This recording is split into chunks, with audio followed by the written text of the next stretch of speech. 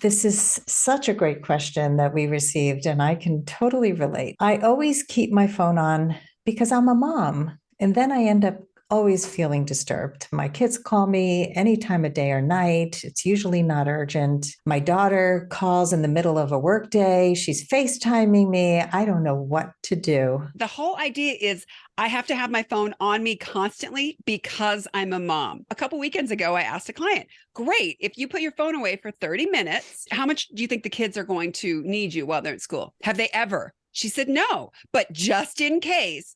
Well, the just in case makes her respond and react and pick up the phone, every text, every email, every notification. But the whole idea is because I'm a mom. The truth is, if you set your phone aside for 30 minutes, the kids are going to get a hold of you. The school is going to get a hold of you. People are going to find you. Nothing is going to happen in 30 minutes that you cannot deal. And if you don't believe me, look back on your life. Has there ever been an emergency that 30 minutes would have made a big difference? Some moms will sleep with their phone next to their bed. And so every alert is constantly giving us that cortisol reaction. So I don't know if you know this, but your cortisol spikes every time your notifications go off.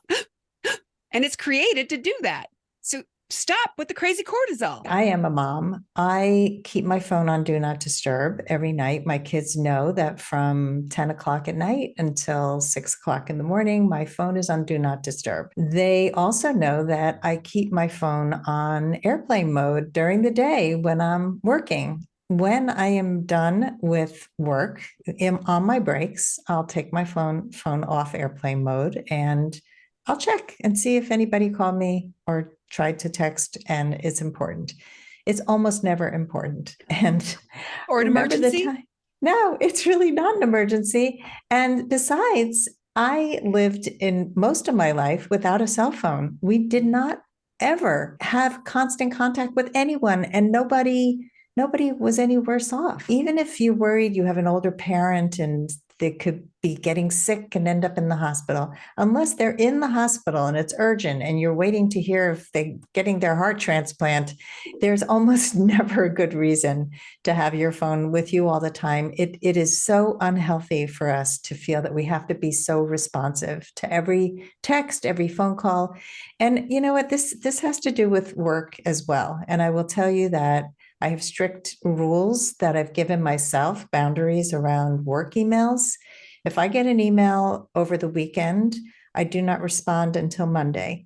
If I get an email after hours, I do not respond until the next business day. I let my clients know that when we start a client coach relationship. It is just important to have these conversations with the people in your life so they know these are my policies. This is what works best for me. And I will get back to you when it works for me.